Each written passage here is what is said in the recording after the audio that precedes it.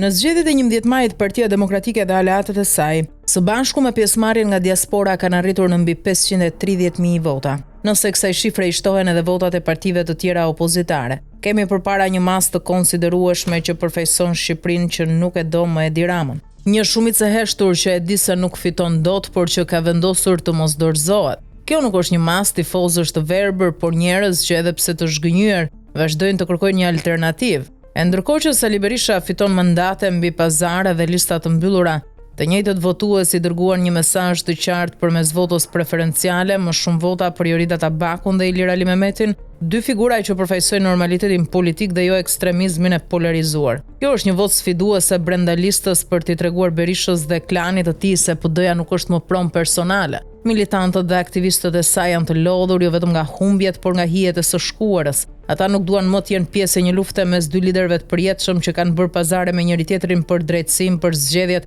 për kullat dhe për gjithçka tjetër. Votuesit opozitare kanë kuptuar se urrejtja që Berisha e Rama mbjellin kundër njëri tjetrit është strategji për të kontrolluar pushtetin dhe jo për ta ndarë atë. Kjo urrejtje nuk sjell ndryshim, por ngërç dhe vota 11 majit e ka thyer këtë formulë. Faktet flasin vetë, Berisha nuk ka më me vete as drejtuesit teknik të dikurshëm, as intelektualet demokrat, as figurat e moderuara. As një drejtor me eksperiencë nga qeverisja e kaluar nuk e mbështeti publikisht këtë fushat, nuk e bëri as një mjek i njohur, as një profesor universitar, as një ekspert real, përveç zëdhënësve të sherrit dhe nostalgjisë. Votuesit demokrati kanë braktisur edhe protestat, edhe mitingjet, edhe sulmet personale. Ata nuk duan më polarizim, duan politik të arsyes, të modelit qytetar, të argumentit. Vota për Ali Mehmetin dhe Tabakun është një referendum i brendshëm për të larguar Berishën dhe për të hapur rrugë një opozite të re. Kjo opozit nuk mund të ndërtohet mbi figura të konsumuara si Flamur Noka, Tritan Shehu, Gjinj Gjoni, Albana Vokshi apo kandidatë që janë perceptuar si arketip të degradimit politik. Këto fytyra janë të paprezantueshme dhe këtë e tregoi vota.